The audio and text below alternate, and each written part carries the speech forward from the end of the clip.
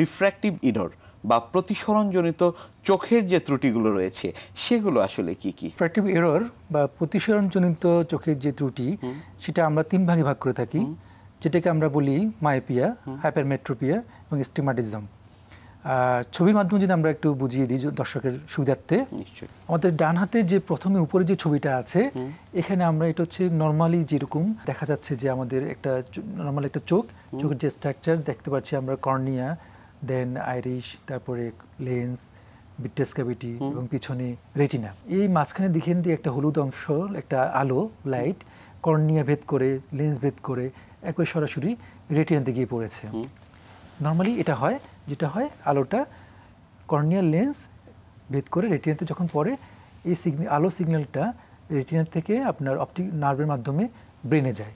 Actually আমরা তো চোখ দিয়ে দেখি না, আমরা দেখি কিন্তু ব্রেন দিয়ে। দেখতে পাচ্ছেন অপটিক নার্ভটা ব্রেনে গিয়ে সিগন্যালটা যখন ব্রেনে যায় তখন আমরা দেখতে পাই। মায়োপিয়া পেশেন্টদের যেটা হয়, আলোটা দেখতে পাচ্ছি যে আমরা বাম পাশে উপরের ছবিটা মায়োপিয়ার ক্ষেত্রে আলোটা রেটিনাতে না পড়ে তার সামনে পড়েছে, অর্থাৎ সে ফোকাসটা ঠিকভাবে করতে পারে নাই, রেটিনার সামনে ফোকাস করেছে। তাহলে কি হবে? পেশেন্ট মানুষ ঝাপসা দেখবে। হাইপারমেট্রোপিয়া বা হাইপারোপিয়ার ক্ষেত্রে যদি দেখি আমরা, ডান হাতের নিচে যে ছবিটা আছে, এটা দেখতে পাচ্ছি আলোটা গিয়ে মিলিত হয়েছে রেটিনার পিছনে। এই ক্ষেত্রে কিন্তু আপনার একটা ভালো ছবি তৈরি হবে না। আর স্টিগম্যাটিজম যেটা হয় আপনার, এটা কর্নিয়া, আমরা যেটা বলি চোখের যে মনি আছে আমাদের কর্নিয়ার স্ট্রাকচারাল কিছু ডিফেক্টের কারণে আলোটা গিয়ে এক এক জায়গায় পড়ে, কোনোটা রেটিনার সামনে, কোনোটা পিছনে, এলোমেলোভাবে পড়ছে। এই ক্ষেত্রে কিন্তু একটা স্বচ্ছ ছবি তৈরি হবে না। তো আমরা তাহলে রিফ্র্যাক্টিভ এরর 3 ধরনের আমরা বলে থাকি, একটা হচ্ছে মায়োপিয়া, হাইপারমেট্রোপিয়া, স্টিগম্যাটিজম। নিশ্চয়ই। কোনটি আমরা বেশি দেখতে পাই? আচ্ছা, আমাদের যেটা হয়, আমরা মায়োপিয়া পেশেন্টটা বেশি পাই। যেটা হয় আপনার মায়োপিয়া পেশেন্ট হচ্ছে আপনার দূরের বস্তু কম দেখবে। আচ্ছা। আর হাইপারমেট্রোপিয়ার ক্ষেত্রে হয় পেশেন্ট কাছের বস্তু কম দেখে। আর স্টিগম্যাটিজম এটা মিক্সড হতে পারে, দূরে এবং কাছে দুইটাই হতে পারে।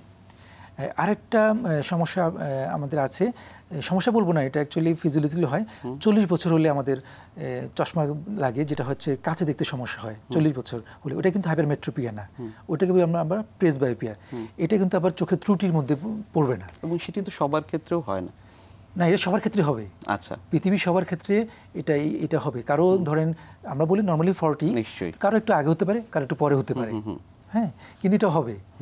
তো কোনো রুগী আবার বলে যে দেখবেন যে আমার তো 50-60 বছর বয়স, কিন্তু আমি তো কাছে পড়তে আমার চশমা লাগে না, আমি ভালো দেখি।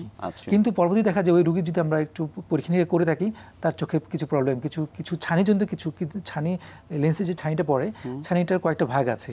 এই ভাগে একটা ভাগে দেখা যায় মানুষ ওই বয়সে গিয়ে কাছে ভালো দেখে, যদি তার এই বয়সে কাছে ভালো দেখার কথা না, সে কিন্তু কাছে ভালো দেখে ডিউ টু তার ছানি পড়েছে, এক ধরনের ছানি পড়েছে, এই কারণে সে ভালো দেখে। তো যে কোনো পেশেন্ট যদি আমাকে বলে যে আমি তার বয়স 50 বা 55-60 বছর, আমি কাছে দেখতে পাচ্ছি, তাকে পরীক্ষা নিরীক্ষা করে দেখা যায় যে তার চোখে ছানি পড়েছে।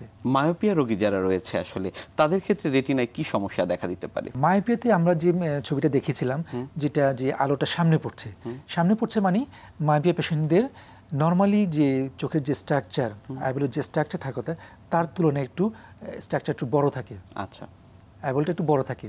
তো যার ফলে হয় কি, আপনি যখন একটা বস্তু তার স্বাভাবিক যে গঠন থাকবে, এই চোখে তাকে যে গঠনটা বড় করে দেন, যেমন ধরেন আমি একটা বলি যে আপনার বেলুন যখন আমি ফুলিয়ে থাকি, ফুলে কি ভিতরে বাতাস দিলে আস্তে আস্তে সেটা বড় হবে এবং তার যে ওয়ালগুলো আছে ওয়ালটা পাতলা হয়ে যাবে।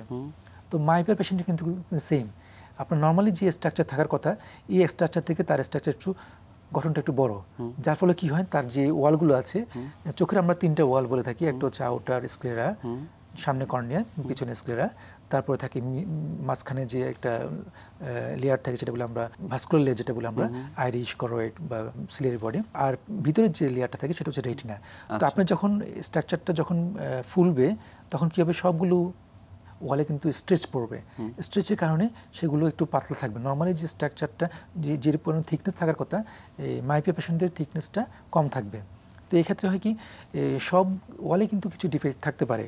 রেটিনাতে খুব মারাত্মক কিছু ডিফেক্ট হয়, যেটা হয় আপনার তার রেটিনার কোনো জায়গায় ছিদ্র থাকতে পারে, ডিজেনারেটিভ চেঞ্জ থাকে, ভিট্রাসও ডিজেনারেটিভ চেঞ্জ হয়, আবার রেটিনার যে অ্যাট্রোপি থাকতে পারে, অপটিক নার্ভে চেঞ্জ থাকে।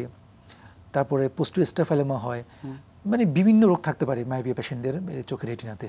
নিশ্চয়ই, আমরা যদি একটু ছবির মাধ্যমে দেখে নিতে পারি। প্রথম যে ছবিটা, ডান পাশে যে ছবিটা দেখা যাচ্ছে, এটা নর্মালি যে রেটিনা, নর্মাল রেটিনার ছবি। আমরা যদি অপথ্যালমোস্কোপের মাধ্যমে একটা রেটিনা ছবি নিই, এভাবে দেখতে পাই। একটা অপটিক নার্ভ দেখতে পাচ্ছেন, নার্ভের মাঝখান দিয়ে কিছু রক্তনালী বেরিয়েছে, এটা রেটিনার রক্তনালী, এটা রেটিনা পুরো রেটিনাতে ছড়িয়ে যায়, মাঝখানের অংশটুকু ম্যাকুলা। আর এই পাশের যে বামের ছবিটা দেখতে পাচ্ছেন, এটা হচ্ছে আপনার মায়োপিয়া পেশেন্টের রেটিনার ছবি। অপটিক নার্ভের চারপাশে দেখেন সাদা হয়ে আছে, মানে মনে হচ্ছে রেটিনা নাই, হ্যাঁ, এটা অ্যাট্রোপি হয়ে আছে, বিভিন্ন জায়গায় আপনার সাদা সাদা অ্যাট্রোপি হয়ে আছে। এছাড়া আরও অনেক চেঞ্জ থাকে, মানে অ্যাবনর্মাল। আপনি এটা দেখলেই বোঝা যাচ্ছে এটা একটু অ্যাবনর্মাল রেটিনা। নিশ্চয়ই। ল্যাটিস ডিজেনারেশন, এর ক্ষেত্রে আসলে রেটিনায় কি ধরনের সমস্যা দেখা দেয় এবং পরবর্তীতে চিকিৎসা পদ্ধতি কি কি রয়েছে? ল্যাটিসটা সাধারণত আমাদের রেটিনার পেরিফেরি থাকে, আমরা বলি পেরিফেরিতে থাকে। তো ল্যাটিসটা যেটা হয় যে, আমি যে বলেছিলাম যে এই পেশেন্টদের আপনার চোখের রেটিনা কম্পারেটিভলি একটু থিন থাকে, হ্যাঁ। তো এখন থিন অবস্থায় যেটা হয়, লেটিস ডিজেনারেশনের সময় ওখানে ছিদ্র, হোল থাকতে পারে, টিয়ার থাকতে পারে। যাদের এই ধরনের রোগগুলো থাকে, বিশেষ করে ল্যাটিস থাকে, তাদের মধ্যে থেকে কিছু ফিউ কেস, যদিও সংখ্যা অতি কম, 100 জনে থাকলে আমরা বলি যে less than 5% কেসে পরবর্তীতে গিয়ে জীবনে যে কোনো এক পর্যায়ে গিয়ে পর্দাটা বা রেটিনাটা ছিঁড়ে যাওয়ার একটা ঝুঁকি থাকে। পরবর্তীতে চিকিৎসা পদ্ধতি কি কি রয়েছে? যদি কারো ক্ষেত্রে আমরা যদি ল্যাটিস দেখে থাকি এবং আমি মনে করি যে এটা ঝুঁকিপূর্ণ, হ্যাঁ, তখন আমরা যেটা করি, লেজার করি। লেজার মানে হচ্ছে আমরা যে জায়গাটা লেজেস থাকবে তার চারপাশ দিয়ে লেজার করে এটাকে বার্ন করে দিই, যাতে সেটা তার ওয়ালের সাথে খুব ভালোভাবে অ্যাটাচড হয়ে যায়। আমরা যদি একটু ছবির মাধ্যমে দেখে নিতে পারি। আচ্ছা, এই যে ডানের যে ছবিটা আমরা দেখতে পাচ্ছি, এটা ল্যাটিস ডিজেনারেশন একটা ছবি। দেখতে পাচ্ছি এই যে কালো অংশটুকু, মাঝখানে দেখেন কালো অংশটুকু, এটা ডিজেনারেটিভ চেঞ্জ হয়ে মাঝখানে একটু টিয়ার, একটা গর্ত হয়ে আছে। আর বামের যে ছবিটা আমরা লেজার করেছি, লেজার করার পরে যে ছবিটা দেখেন, যে ল্যাটিসের চারপাশে আমরা তাকে লেজার করে এটাকে ওয়ালের সাথে ভালোভাবে অ্যাটাচ করে দিয়েছি।